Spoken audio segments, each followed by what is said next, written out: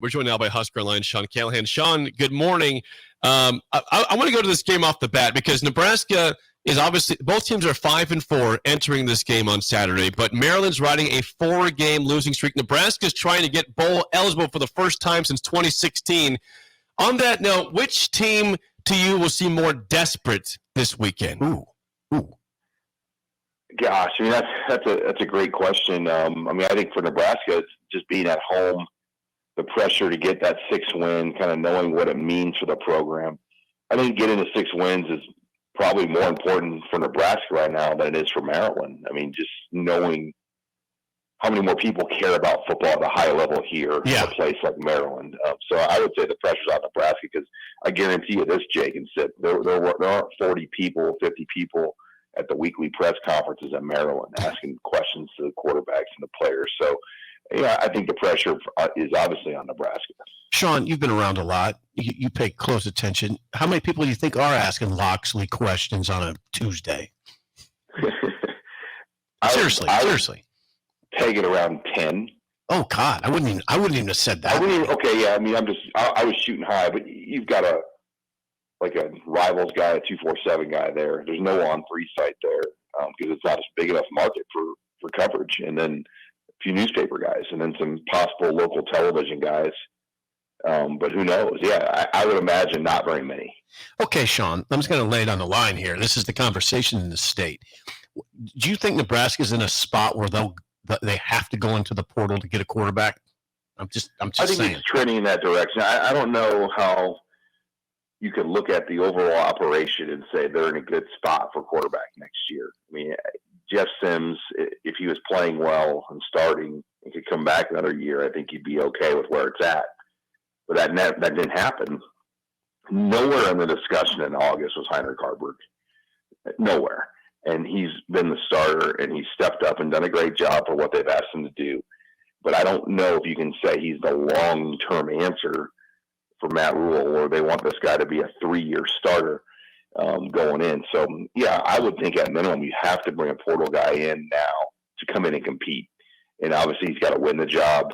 But, it's a slippery slope because if you go all in on NIL like they did with Sims, was there really a competition last year for that job? There wasn't. Sims really even pushed right for that job. So it will be a challenge for a leader to kind of navigate through. Because what if Haarberg gets them to a bowl, they win the bowl, and there's some good momentum in the off season. So yeah, there's a lot to that discussion, I think, for Coach Rule that he's going to have to kind of dissect. Okay, switching to defense, lost in the fray a little bit, I thought, was the fact that Marquise Buford played extensively, played 20 snaps at safety for Nebraska on Saturday. What did it mean in your estimation to have Buford back there this season for the first time? Well, he was their best guy a year ago in terms of ability on the back end, making plays, forcing turnovers. He played 24 snaps last week, which I think was by design. They didn't want to ramp him up all the way. But just getting him back, yeah, he's a huge boost because of the instincts he brings, the leadership, just the little intangibles that he has as a player. He can add to that already deep back in. And on the flip side, we've seen other guys step up. Tommy Hill has gotten a lot better over this time. Isaac Gifford's gotten a lot better. So this secondary has seen several guys develop while he's out, and hopefully they can get something from him now the next 3 weeks. Joined by Sean Callahan, Husker Alliance. Sean, there's been a lot of good surprises on defense this year, but maybe the biggest has been James Williams, a guy that nobody really knew until a couple weeks ago. He gets another sack against Michigan State on Saturday. What's the game plan with him for the 4-game redshirt? Well, they're going to get through this week, and then I think probably make that decision. But this week, Maryland's a throwing team, so it makes sense for him to be out there because they're going to have to get after the passing attack of Maryland, a pass rusher. So he's going to be in there. But then, you start to look at the next 2 weeks. Iowa, probably not a game you need him in. Wisconsin, though, is interesting because they are a heavy passing team under Luke Fickell. They pass as much as any team in the Big Ten West, at least, and right up there with teams like Maryland. So would he play in that game? And then would you burn the red shirt. And Matt Rule said yesterday that will be up to the player. It wouldn't surprise me, especially if Princewell's back, if they can hold him back for a red shirt, because Princewell being back out there will really help the pass rush because he's obviously one of their peer guys, and Jamari Butler and James Williams can come in and give them hope. But they've been able to develop a number of pass rushers this year, and their quarterback pressures on Pro Football Focus year over year are almost double of what they were a year ago. I mean, they're getting way more pressure on the quarterback. Sean, I'm trying to think how to phrase this question. What is your level of confidence that Nebraska can get this final win, nail down a bowl berth in these last 3 games?